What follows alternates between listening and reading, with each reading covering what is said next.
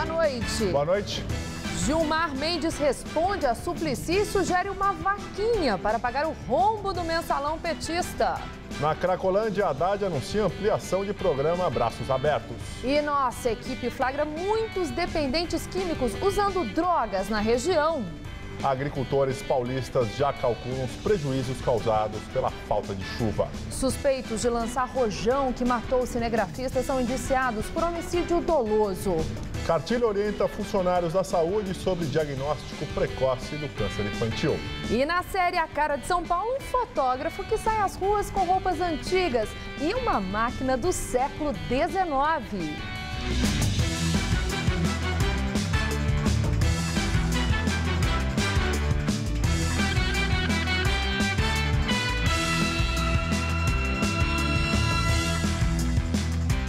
Nossa equipe foi à região da Cracolândia ontem à noite e flagrou inúmeros dependentes químicos usando drogas e registrou a presença de traficantes.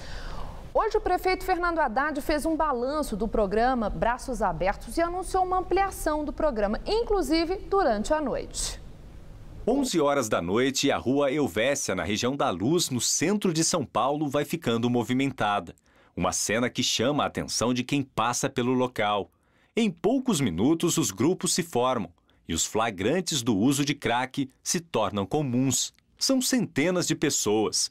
Encontro a céu aberto que, segundo o presidente do Conselho Comunitário de Segurança do bairro, ocorre bem em frente a uma casa de repouso, onde 97 idosos estão abrigados. Totalmente isolados, sem a mínima condições de sair ali daquele prédio, sem condições de receber visitas, enfim.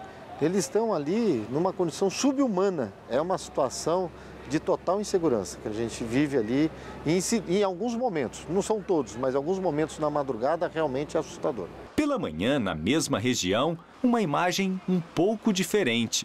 Os grupos já se dispersaram e o policiamento reforçado dá a sensação maior de segurança. Para muitos moradores, uma sensação apenas aparente. Temos vizinhos aqui precisamente com crianças. Eles nem sequer podem sair à rua, pá, porque a rua está impedida.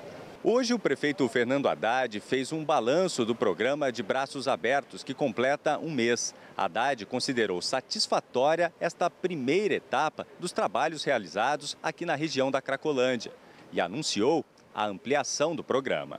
De acordo com o prefeito, a tenda que funciona atualmente até às 5 da tarde receberá uma sala de estar com televisão para que os dependentes possam ter uma alternativa de lazer até às 10 da noite. O combate ao tráfico fica mais difícil nesse período, então nós temos que aumentar a nossa presença, aumentar as alternativas de ocupação, utilizar a cultura, o esporte, o lazer, o entretenimento. No entanto, o prefeito disse que o fluxo de dependentes na Cracolândia caiu 70%. Houve dias de mais de 1.000 pessoas transitando por ali. Quando aquilo estava tomado, inteiramente tomado, você via legiões de dependentes ou usuários que estavam no local e você não via o fim da massa de gente que frequentava. Você não tem mais isso lá. Você reduziu seguramente em 70% o fluxo de pessoas por ali. Sobretudo de dia, eu diria que a redução foi ainda maior. Até agora já foram feitas 3.000 abordagens nas ruas, com 355 atendimentos médicos e 149 pessoas encaminhadas para o tratamento de saúde. Segundo Haddad, o trabalho de inteligência da Polícia Civil possibilitou a apreensão de 2.700 pedras de crack na área há uma semana. O programa de Braços Abertos oferece uma bolsa para o usuário de crack, que trabalha 4 horas por dia no serviço de limpeza de ruas e calçadas. Os participantes recebem refeição e hospedagem e R$ 15 por dia de trabalho. Segundo a Prefeitura, 89% deles conseguem manter a frequência regular no serviço. A Prefeitura afirmou ainda que os 386 cadastrados no programa conseguiram reduzir também em 70% o consumo diário de pedras. Em nota, a Polícia Militar afirma que está implementando esforços e novas estratégias para evitar que outros casos ocorram na região.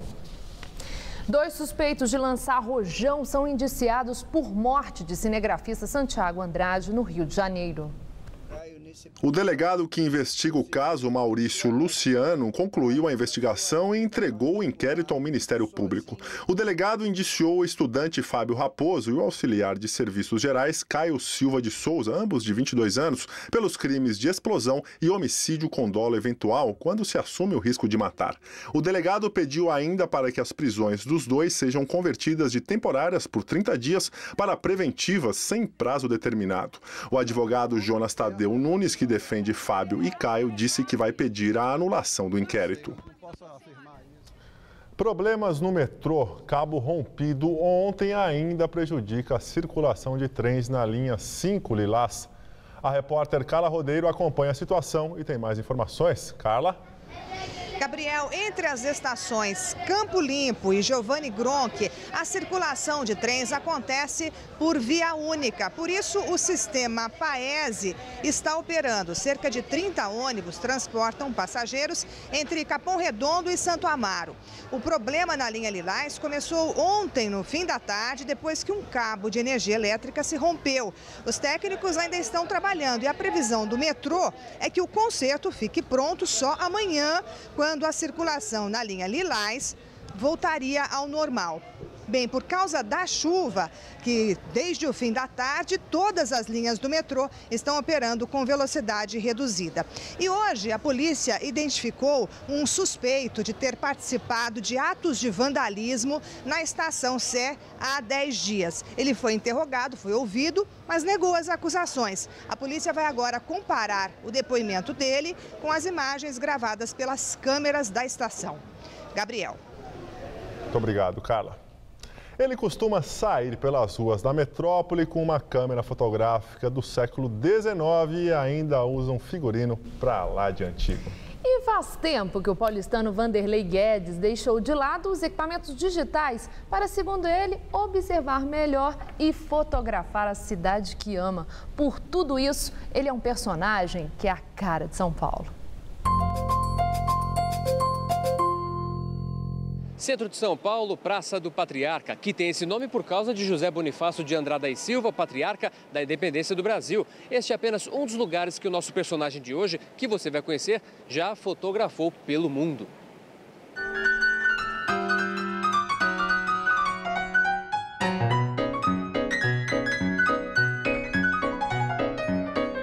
Nosso personagem chega puxando um carrinho de madeira, vestido à moda antiga, usa até um chapéu.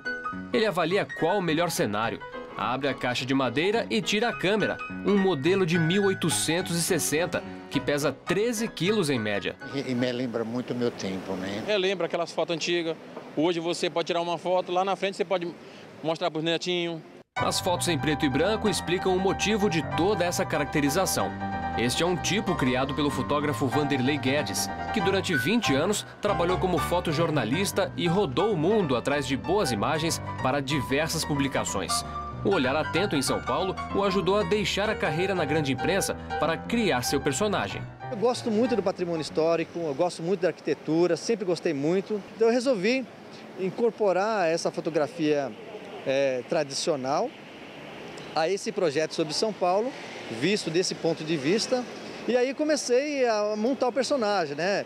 Bom, primeiramente, para você fazer uma fotografia desse tipo, você tem que ter um figurino, né? Você não pode sair de calção na rua com a máquina nas costas. A máquina teve uma adaptação para poder voltar a funcionar, mas continua sendo analógica. Nada de equipamento digital por aqui. Não somente por essa questão da máquina analógica, esse tempo que a máquina analógica tem, mas a qualidade da imagem analógica, que, no meu ponto de vista, ainda é insuperável. Cada enquadramento, cada detalhe de uma foto estão ali não por acaso. Vanderlei é minucioso e leva o tempo que precisar para conseguir a melhor foto. O paulistano e o brasileiro em geral não tem amor ao patrimônio histórico de sua cidade. Então, a minha fotografia, ela é uma fotografia pensante, não somente no sentido do ato fotográfico, mas de discutir essas coisas na cidade. Ou seja, você gosta da cidade? Então, puxa vida, Você vem passear aqui final de semana, no centro, você não encontra uma cafeteria, uma sorveteria, você não encontra um local para informação turística, você não encontra bancos para se sentar. Aos 48 anos de idade, este paulistano do bairro da Penha, na Zona Leste, não se cansa de observar e de fotografar.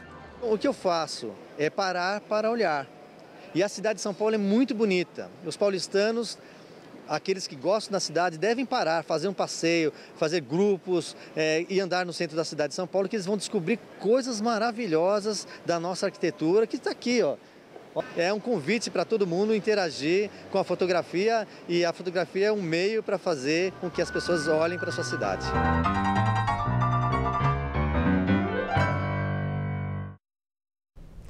Agricultores do estado de São Paulo já calculam enormes prejuízos nas lavouras de verduras por causa da seca. Em algumas plantações, as perdas chegam a 80%.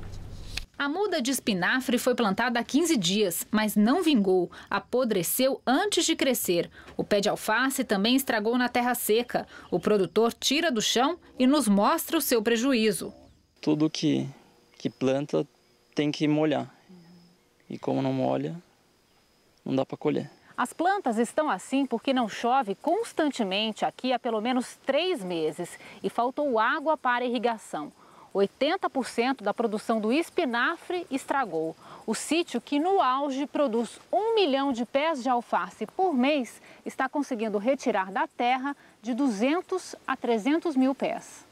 A família Watanabe, que planta hortaliças há mais de 50 anos em Ibiúna, no Cinturão Verde de São Paulo, avalia que este tem sido um dos piores verões, seco e muito quente. Até na plantação hidropônica há prejuízos. Por causa das altas temperaturas, as plantas precisam de mais água e o consumo de energia das bombas de irrigação quase dobrou. Segundo a Secretaria de Agricultura do Estado de São Paulo, o clima reduziu 68% a colheita do feijão. Queda de 40% na produção de hortaliças e também de 40% na produção de plantas ornamentais. A produção de café caiu 20%. No mercado e na feira não chega a faltar produto, mas o preço disparou. Segundo a cotação no atacado do CEAGESP, no dia 29 de janeiro, o engradado do agrião, por exemplo, saía a R$ 23. No dia 12 de fevereiro, foi negociado a R$ 39,79. Alta de 72%, mas nem tudo é repassado ao consumidor. Uma caixa de alface a gente tinha que vender a R$ 60 e hoje a gente está vendendo a R$ 35,40. Então, R$ 20 é prejuízo. E como é que faz com esse prejuízo? Tem que o ano inteiro trabalhar para reverter esse prejuízo de agora. O produtor estima que se voltar a chover com regularidade, ele leva 3 meses para produzir com toda a capacidade. E a semana finalmente termina com chuva. A frente fria já chegou e provocou chuvas fortes na Grande São Paulo. E segundo os meteorologistas, o fim de semana também vai ser de chuva. Vamos ver em detalhes a previsão para o Brasil e o estado de São Paulo com Mariana Armentano. O fim de semana promete ser fresquinho, com temperaturas mais amenas e chuva a qualquer hora em todo o centro-sul do país. A frente fria agora atua no sudeste, mas ainda deixa o tempo instável da Serra Gaúcha ao leste do Paraná e também em São Paulo, Minas Gerais e Rio de Janeiro. Em todas essas áreas escuras do mapa são esperadas chuvas fortes a qualquer momento. No centro-oeste e também no norte do Brasil, com exceção de Roraima, faz sol e as chuvas acontecem por causa do calor e da alta umidade do ar. Na costa leste nordestina vai dar praia e a chuva vem só para refrescar o calor. Máxima amanhã de 30 graus em Salvador, 33 no Rio de Janeiro e em Curitiba, por causa de uma massa de ar polar, a máxima não passa dos 20 graus. Aqui em São Paulo, o sol aparece tímido e o tempo chuvoso predomina em praticamente todo o estado. No centro-oeste, a máxima vai aos 28 graus em Marília e aos 34 em Votuporanga.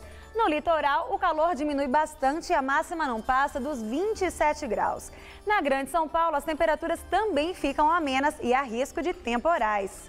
Amanhã na capital, mínima de 19, máxima de 26 graus.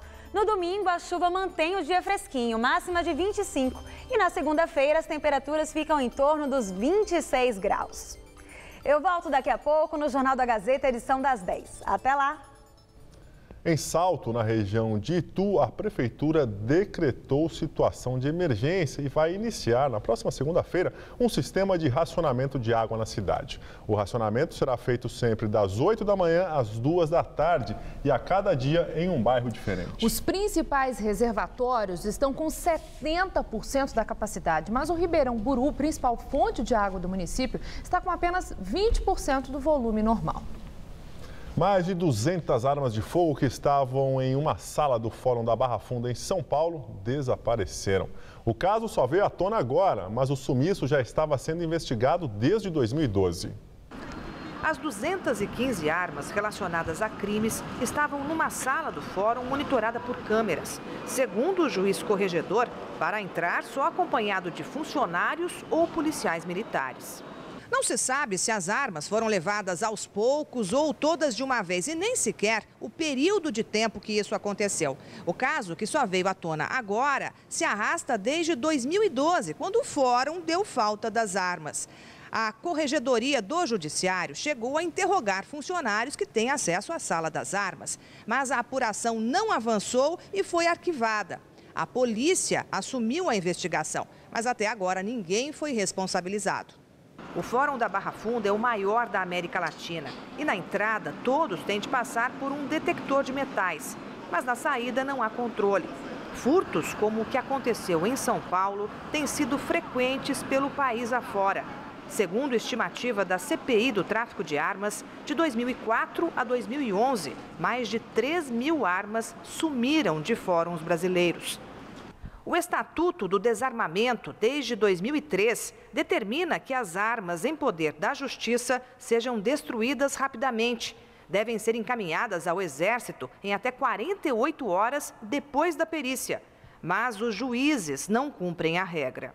Existe uma cultura entre os juízes de manter essa arma até o término do processo, ou seja, até que ele tenha transitado em julgado, não houver mais recursos possíveis. E como os processos no Brasil, como a gente sabe, costumam demorar anos, às vezes mais de uma década, as armas ficam até o final dos processos. E quem pode obrigar o juiz a cumprir a lei?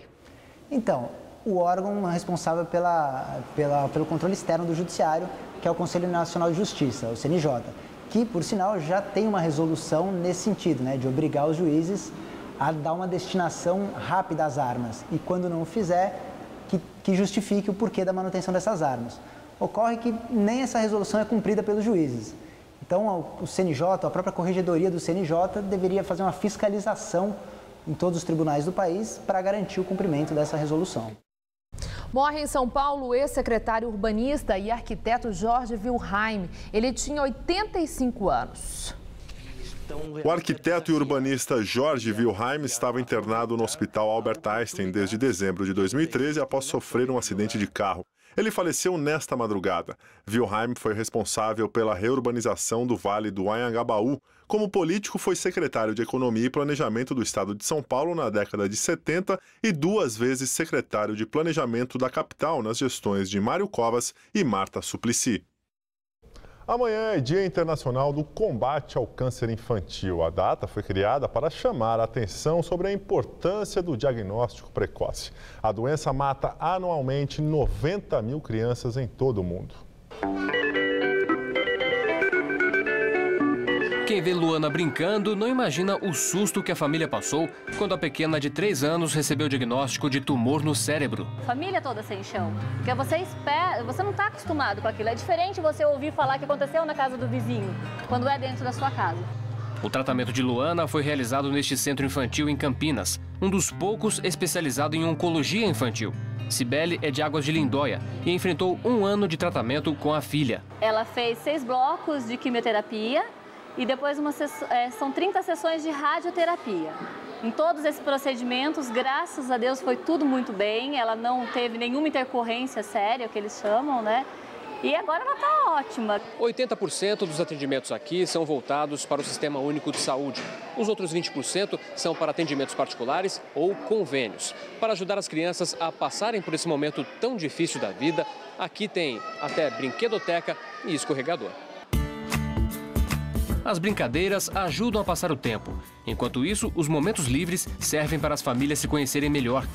Sandra veio de Rondônia há 9 meses. Não existe esse tratamento onde mora.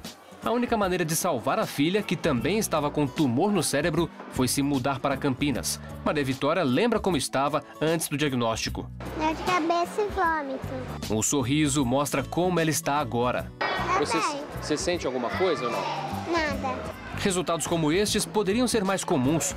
Um dos grandes problemas é o diagnóstico tardio. O tempo médio entre o primeiro sintoma de dor de cabeça e vômito até fazer o diagnóstico é de 8 meses. 8 meses é um tempo suficiente para que o tumor cresça, pegue estruturas importantes do cérebro e não permita uma cirurgia. O principal motivo para a demora no diagnóstico pode estar na falta de preparo dos profissionais de saúde. É por isso que a Sociedade Internacional está com enorme preocupação e editou um texto simples, de fácil acesso, para quando suspeitar, quer dizer, a hora que o olho da criança ficou branco, tem uma mancha branca, o médico vai pensar em catarata? Pode pensar em catarata, mas é obrigado a afastar câncer do olho. Por esse cuidado, Marcelo descobriu há 10 dias que o filho de 4 anos também tinha um tumor no cérebro. Murilo já foi operado e acaba de receber alta para fazer acompanhamento em casa. Teoricamente, o tumor está removido, está curado e é agora acompanhamento, né? Um certo alívio e ver que ele está se recuperando bem.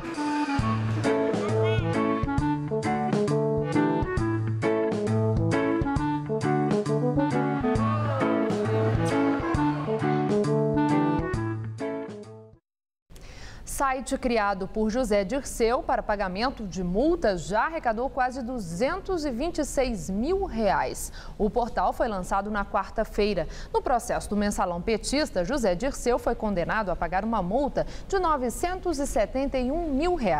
José Dirceu cumpre pena de mais de 7 anos de prisão no complexo da Papuda, em Brasília. Ele está preso desde novembro do ano passado.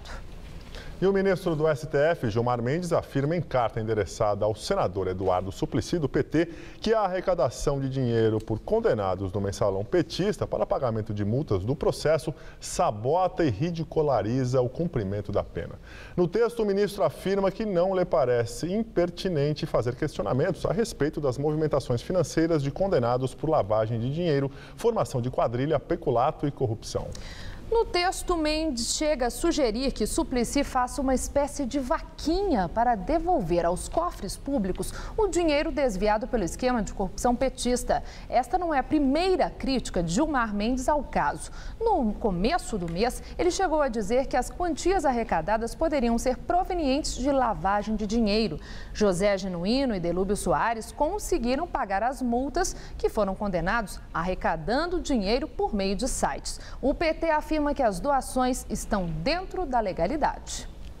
Polícia italiana indicia o ex-diretor do Banco do Brasil, Henrique Pisolato.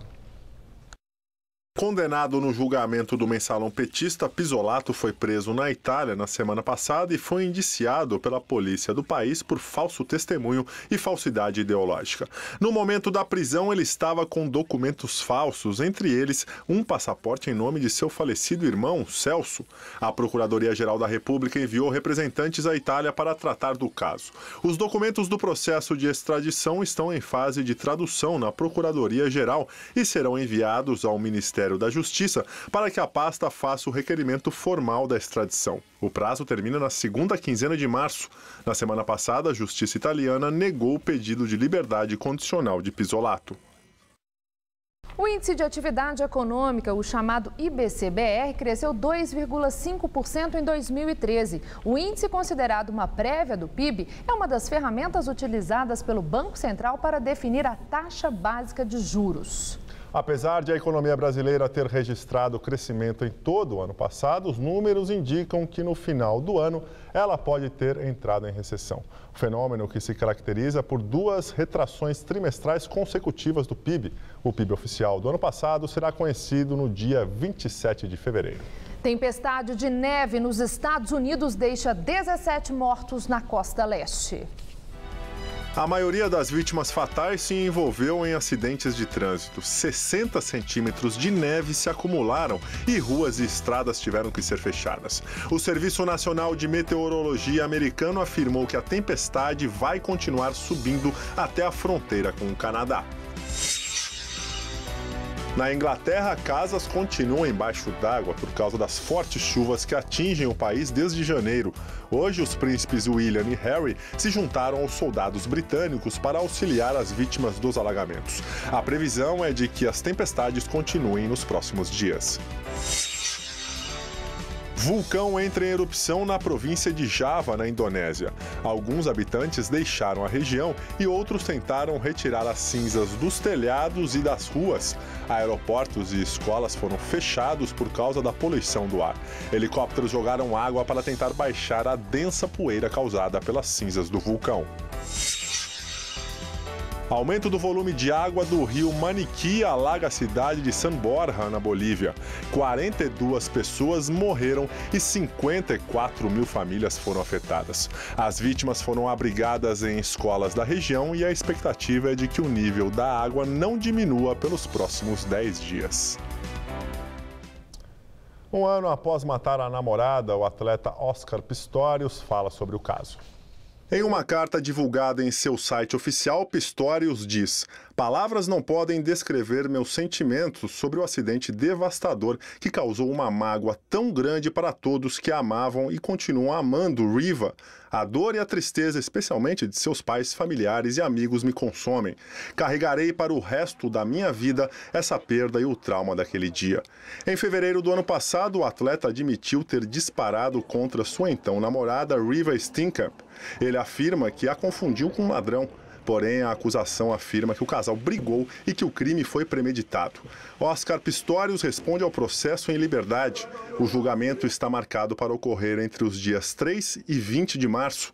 Na capital da África do Sul, Pretória, uma manifestação lembrou a data. Mulheres marcharam e pediram o fim da violência. E agora as notícias do esporte com Gabriel Cruz e Celso Cardoso. Depois de quase um ano, Corinthians e Palmeiras voltam a se enfrentar no estádio do Pacaembu. O derby, como é chamado o clássico de maior rivalidade do estado, acontece domingo às 4 da tarde, não é isso, Celso? Isso mesmo, Gabriel. Como o Palmeiras disputou a Série B no ano passado, as duas equipes se enfrentaram apenas uma vez pelo Campeonato Paulista. Mesmo assim, os números da violência envolvendo as duas torcidas são preocupantes. Por isso, hoje, presidentes e técnicos dos dois times concederam entrevista coletiva juntos para mostrar que, apesar da rivalidade histórica, o clima entre os dois clubes é de cordialidade. Corinthians e Palmeiras se enfrentam neste final de semana, domingo, no Pacaembu. E uma atitude inovadora pretende mudar o comportamento das torcidas nos estádios. Todos juntos. A união dos times em prol da paz. Eu espero que essa atitude que Corinthians e Palmeiras estão tomando nas vésperas do clássico possa ser o primeiro passo de uma maratona para que nós consigamos, num futuro próximo, passar a ter futebol com competitividade e sem essa violência que tanto envergonha o futebol brasileiro. O pensamento é único, é passar uma mensagem de paz, dizer que Palmeiras e Corinthians são apenas e nada mais do que apenas adversários dentro dos 90 minutos da partida. No futebol existem 3 resultados. E aquele que tiver o resultado de vitória, que o rescaldo seja só esportivo. Que na segunda-feira vai ter aquele que vai sorrir, e aquele que perder vai ter um sentimento de tristeza, mas que pare por aí. União que está longe de acontecer. Entre os dirigentes, a amizade existe. Mas não é preciso ir longe para saber que na prática é bem diferente. O próprio Pacaembu já foi palco de batalhas. Ambos reconhecem que o mundo ideal tem um longo caminho a ser percorrido. Torcedores normais, organizados, que gostam de ir aos estádios ou não. Daqui para frente a atitude vai ser esta: disputa legítima em campo, abraço entre os rivais e paz nos estádios. Ô Celso, isso é necessário, né? Porque do jeito que as torcidas brigam a história inteira do futebol brasileiro, chegou a hora, pelo menos, dos dirigentes se unirem, né, para acabar com isso. É uma iniciativa louvável, digamos, mas, em primeiro lugar, é muito complicado você contextualizar a violência apenas no âmbito do futebol. Ela existe em todo o país e é um processo, infelizmente, que se alastra pela nação. Mas agora, no futebol tem sido muito grave. Então, uma atitude como essa ajuda, mas não basta. Você tem que cobrar também rigor das autoridades, Secretaria de Segurança Pública, Ministério dos Esportes, para combater essa violência de maneira efetiva com punição. E os clubes também não podem ser tão coniventes com torcedores organizados. Porque existe esse discurso, mas existe também uma relação promíscua entre os grandes clubes do Brasil e torcedores organizados. Te dou um exemplo. Né? Centenas de torcedores corintianos invadiram o centro de treinamento naquele episódio. Quem foi preso até agora? Em contrapartida, Douglas foi embora, Paulo André foi embora, o Ibson foi embora, Alexandre Pato foi embora. Então, os profissionais, eles foram negociados. Parece até que venceu a violência nesse processo. Ô Celso, falando em vitória, o Palmeiras é o franco favorito pela campanha que faz, mas em clássico foi difícil você cravar isso. Historicamente, a gente já viu várias vezes o clube que estava em pior momento, no caso Corinthians e Palmeiras, vencer o clássico apesar do favoritismo do rival. Mas pela lógica, pela campanha e pelo que fez na temporada, Palmeiras é favorito.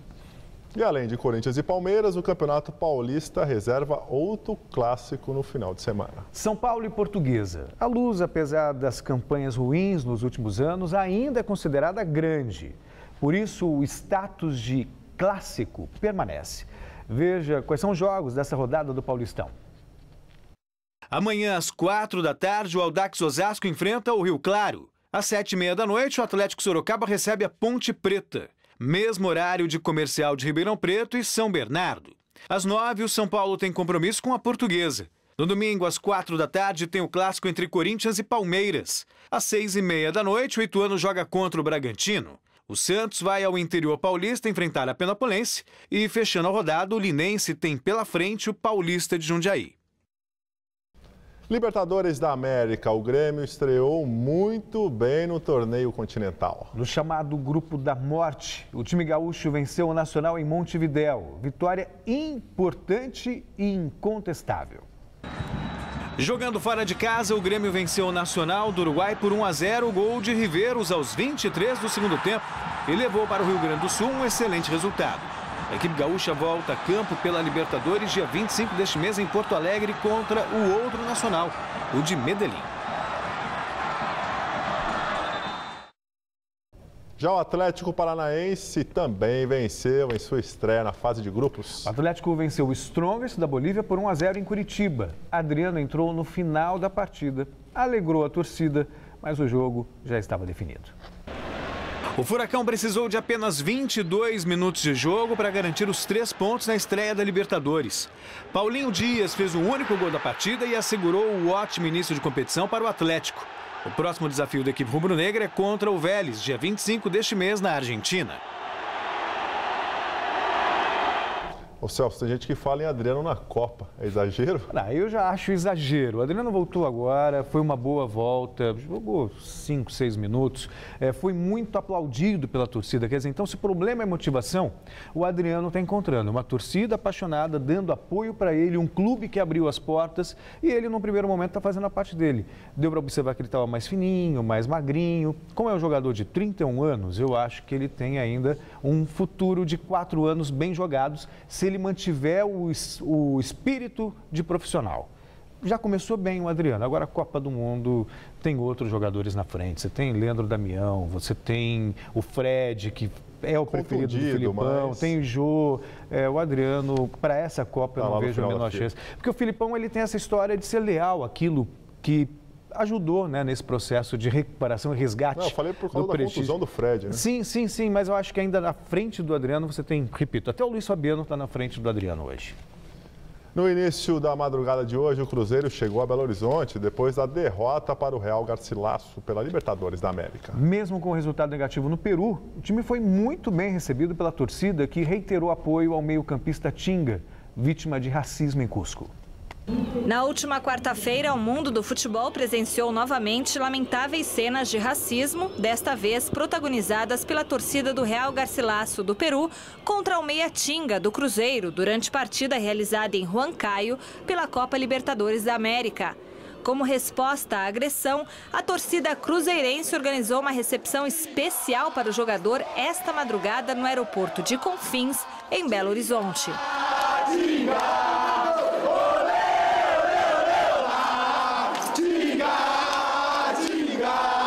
Isso é mais importante de qualquer resultado dentro de campo, é o resultado contra o preconceito, né? Isso que é mais importante. Eu fico muito feliz, não queria estar aqui falando dessa situação. Ô Celso, podemos esperar alguma punição por parte da Conmebol ao time peruano? A pressão é muito grande. Pressão, inclusive, do governo federal, que já se manifestou publicamente, pedindo rigor na entidade sul-americana. Até agora, o que a Conmebol disse é: vamos investigar. E aí, nesse processo, pode resultar em alguma punição. No mínimo, para fazer justiça, que o Real Garcilaso tem que jogar com portões fechados. Ainda é muito pouco perto da gravidade da situação. Imagine, o jogador entrar em campo e cada vez que toca na bola ouvir imitações de macaco. É muito triste isso. No mínimo, portões fechados para o Real Garcilaso. Valeu, Celso. Um ótimo final de semana. Para você também, até segunda. Estela, com você? Programação da Virada Cultural Paulista é divulgada. Entre os grandes destaques da edição deste ano da Virada Cultural Paulista estão nomes como de Criolo, tenho pra você uma caixa de lama, um lençol de fel pra forrar sua cama, Gal Costa, baby, eu sei que é assim, e Titãs. O evento vai acontecer pela primeira vez em 2 finais de semana, nos dias 24 e 25 de maio e depois nos dias 31 de maio e 1º de junho. 28 cidades receberão a Virada Paulista, entre elas Americana, Jundiaí, Diadema, Santa Bárbara do Oeste e Santos.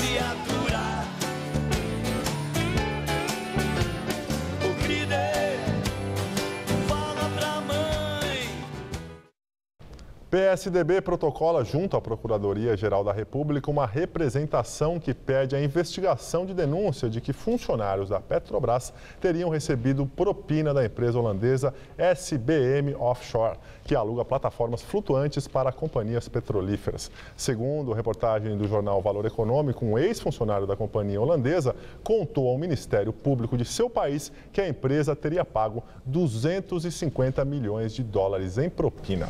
Desse total, 139 milhões teriam sido pagos a intermediários e funcionários da Petrobras para obter contratos junto à estatal. Por meio de nota, a Petrobras afirma que está tomando providências internas cabíveis, com o intuito de averiguar a veracidade dos fatos publicados. Justiça de Minas Gerais condena Marcos Valério e Rogério Tolentino em ação relacionada ao Mensalão Tucano. De acordo com o Ministério Público Federal, Valério foi condenado por corrupção ativa, Já Tolentino por corrupção passiva. A pena de ambos é de 4 anos e 4 meses de prisão. A Justiça considerou que eles participaram do esquema de desvio de verbas para o financiamento da campanha para a reeleição do então governador de Minas Gerais, Eduardo Azeredo, do PSDB, e do vice Clécio Andrade, hoje no PMDB. O caso aconteceu em 1998. Tanto Azeredo quanto Clécio Andrade ainda serão julgados pelo STF. O caso deve entrar na pauta do Supremo ainda neste semestre. No Mensalão petista, Valério foi condenado a mais de 40 anos de prisão. Tolentino a pouco mais de 6 anos. Ambos já estão presos. E agora vamos à entrevista do dia com Maria Lídia Flandoli. O PSOL, Partido Socialismo e Liberdade, vai ter candidato próprio ao governo de São Paulo e já elabora programa de governo, além da formação de uma frente de esquerda. Nosso convidado é Vladimir Safatli, professor livre-docente do Departamento de Filosofia da USP e colunista da Folha de São Paulo. Safatli se filiou ao PSOL no ano passado e está sendo o nome citado na imprensa como indicado pré-candidato do PSOL ao governo paulista. Muito obrigada, professor, por estar conosco. Obrigado. O PSOL foi recentemente, bem recentemente, acusado de estar ligado a esses black blocs e estar aliciando e pagando jovens para atuarem nas manifestações. O pessoal tem relação com os black blocs? Olha, o que eu posso dizer é que a acusação ela é quase cômica, né? Por duas razões. Primeiro, os black blocs são grupos autonomistas, ou seja, são pessoas que se configuram exatamente por não ter nenhum tipo de relação com partido algum, certo? Por se colocarem nessa posição completamente totalmente fora de qualquer esquadro partidário, certo? O que aconteceu, até onde eu consegui ver pela própria imprensa, foi que descobriram que uma pessoa que teria uma ligação com uma das pessoas que estavam envolvidas na morte infeliz do cinegrafista, organizou uma manifestação e pediu para alguns vereadores, entre eles o vereador do PSOL, R$200 para poder organizar, comprar águas e coisas desse tipo, blá, blá, blá.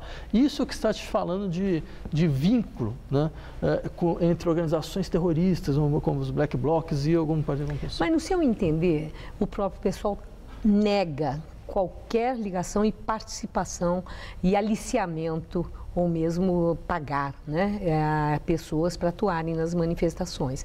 Entretanto, o advogado daqueles acusados, né, na morte do cinegrafista da Band, o Santiago Andrade, eles disse partidos políticos, depois um dos rapazes citou o PSOL. No seu entender, o partido tem que tomar uma atitude mais direta, uma interpelação judicial, fazer alguma coisa? Não, eu acho que é uma coisa no limite do irresponsável, quer dizer, você fala, olha, partidos políticos podem estar presentes nesse tipo de processo, certo? Aí uma das pessoas envolvidas fala, não, vários partidos estavam presentes também nas manifestações, podem ser que eles também sejam presentes. Ou seja, é uma situação do limite do surreal. Né? Quer dizer, é uma colocação dessa natureza, que é uma colocação grave, sob vários aspectos. Muito grave. Claro, ela deve ser feita com a base concreta, entendeu? Mas está longe de ser isso. Quer dizer, você vai jogando uma série de rumores e especulação, então os rumores e especulação vão sendo repetidos, quando você vê, você já tem um fato, você constrói um fato.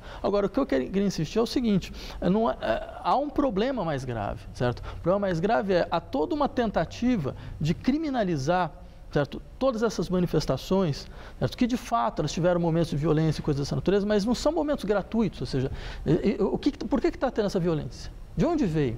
Você acha que é por quê? Porque as pessoas, num dado momento assim, da história brasileira, resolveram sair quebrando tudo? O que está acontecendo no país para que esse tipo de manifestação esteja ocorrendo? Quer dizer, que tipo de resposta tem que ser dada? Você acha que é porque colocando a polícia, prendendo X, Y, Z, você vai parar com isso? A questão não é já, acho que mais nem tanto a manifestação em si, o direito à livre manifestação. Parece que aí há um consenso, né, que esse é um direito e que as pessoas vão às ruas sempre que entenderem que devam. A questão é a violência, é a depredação e a morte, né, que já há a produção, né, lamentável, da tragédia de um morto. Não. Então, alguma coisa tem que ser feita. Claro. Lá no Congresso Nacional, já há um pedido de urgência para votação, na tramitação de projetos que propõem endurecimento da lei para essas violências, falam até em configurar como terrorismo. No seu entender, endurecimento da lei pode prevenir e coibir a violência na legítima manifestação popular? Assim, os únicos responsáveis de atos terroristas nesse país são os próprios deputados. Eu não sei se é uma lei que só deve ser aplicada para eles, porque não faz nenhum sentido uma lei dessa natureza. Certo? Eu diria 3 coisas. A primeira delas, certo? Não foi a primeira morte que ocorreu. Essa morte foi extremamente lamentável, foi um acidente imperdoável, sem sombra de dúvida. No entanto, não foi o primeiro.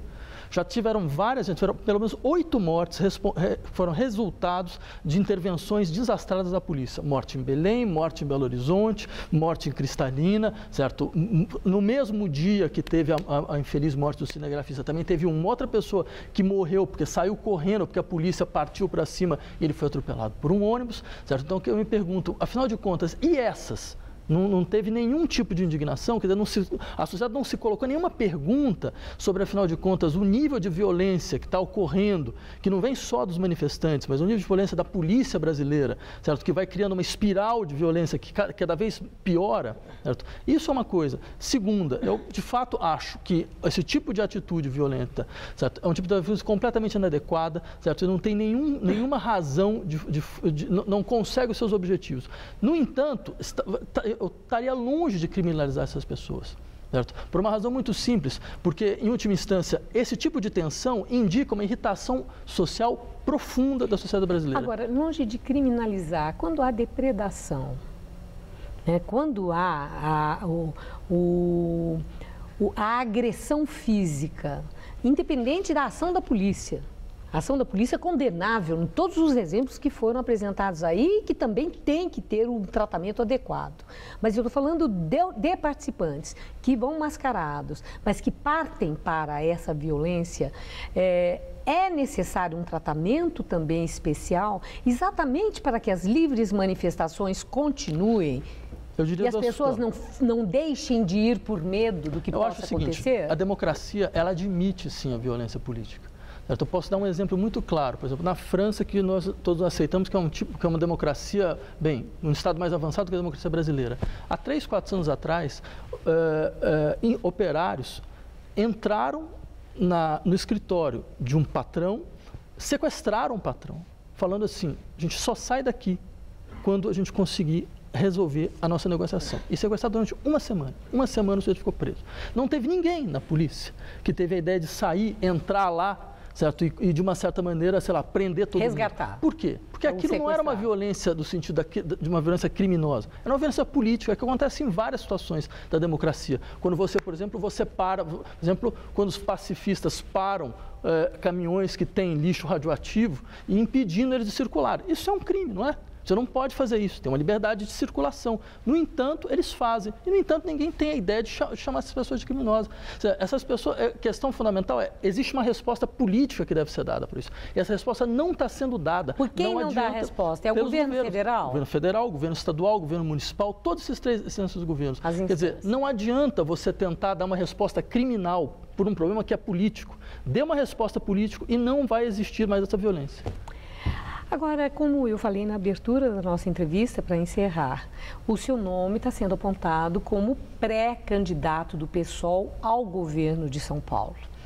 No caso de aceitar e ser o candidato, o PSOL tem condições de ser competitivo com candidatos como o governador de São Paulo, o presidente da Fiesp, o ex-ministro Padilha, que tem aí o suporte do presidente Lula, e mesmo o ex-prefeito Kassab? Veja, primeiro isso foi só uma especulação, né? Quer dizer, o que eu acertei com o pessoal aqui, eu ajudaria no processo de realização de toda uma agenda de debates para que uma série de ideias pudessem começar a circular.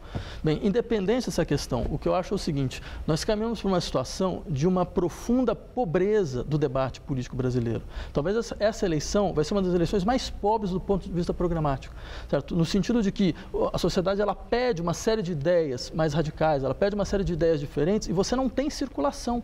Por exemplo, você teve manifestações populares pedindo democracia direta, no sentido forte do termo, e nada apareceu nesse sentido, não teve nenhuma reforma política. Então, acho que independente dessas questões, a questão importante é necessário reabrir a agenda da política brasileira.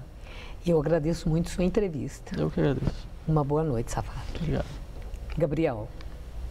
Alto Comissariado para Direitos Humanos da ONU pede que Venezuela investigue mortes de manifestantes. Na quarta-feira, 3 pessoas morreram em um protesto contra o governo do presidente Nicolás Maduro. Os venezuelanos afirmam que fotos e vídeos relacionados aos protestos estão bloqueados no Twitter. De acordo com a ONG Foro Penal, 125 jovens foram detidos e torturados pela polícia durante as manifestações desta semana. Ontem, a Justiça da Venezuela ordenou prisão de um dos principais líderes da oposição do país, Leopoldo Lopes. Primeiro-ministro da Itália renuncia ao cargo.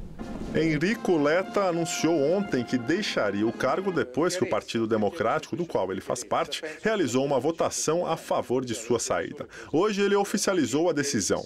O presidente do país, Giorgio Napolitano, disse que irá indicar um novo premier até amanhã. Matteo Renzi, líder do Partido Democrático e prefeito de Florença, deve ser o sucessor de Letta. Na Tailândia, policiais começam a desmontar acampamento dos manifestantes que tomam as ruas da capital do país desde novembro. A operação envolveu cerca de 5.000 oficiais e retirou as barricadas que bloqueavam as ruas e desmontou barracas construídas no centro da cidade. Houve discussão, mas não há registro de violência. A Tailândia enfrenta uma onda de protestos desde novembro. Os manifestantes pedem a renúncia da primeira-ministra Yingluck Shinawatra. O governo da Ucrânia afirma que libertou todos os manifestantes presos durante os protestos no país. O ato faz parte da lei de anistia que prevê a desocupação dos prédios públicos. Hoje, para marcar o dia de São Valentim, santo padroeiro dos namorados, mulheres ucranianas distribuíram cartões românticos aos homens que estavam nas barricadas de Kiev. E também em comemoração ao dia de São Valentim, o Papa Francisco recebeu casais de noivos no Vaticano para uma celebração especial. Depois de abençoar as 20.000 pessoas presentes, o Papa ouviu depoimentos e desceu para cumprimentar os fiéis. Coreia do Sul e Coreia do Norte se reúnem pela segunda vez nesta semana para discutir acordos. Hoje, as delegações decidiram manter para o final deste mês a reunião entre parentes que foram separados na década de 50 durante a guerra entre os países. O Norte também pretendia impedir os exercícios militares do Sul em parceria com os Estados Unidos, mas o pedido foi negado. E o Jornal da Gazeta fica por aqui. Essas foram nossas principais notícias. Gilmar Mendes responde a Suplicy e sugere uma vaquinha para pagar o rombo do mensalão petista. Na Cracolândia, Haddad anuncia ampliação de programa Braços Abertos. E nossa equipe flagrou muitos dependentes químicos usando drogas na região. Agricultores paulistas já calculam os prejuízos causados pela falta de chuva. Suspeitos de lançar rojão que matou o cinegrafista são indiciados por homicídio doloso. Cartilha orienta funcionários da saúde sobre diagnóstico precoce do câncer infantil. E na série A Cara de São Paulo, um fotógrafo que sai às ruas com roupas antigas e uma máquina do século XIX. A edição de hoje pode ser vista daqui a pouco no site youtube.com/Jornal da Gazeta. Mais notícias no Jornal da Gazeta, edição das 10. Uma boa noite. E nós voltaremos amanhã às 19 horas. Uma excelente noite para você e um ótimo fim de semana. Hoje, 10h30 da noite, Zé Armando Vanucci fala sobre os bastidores da TV no Todo Seu.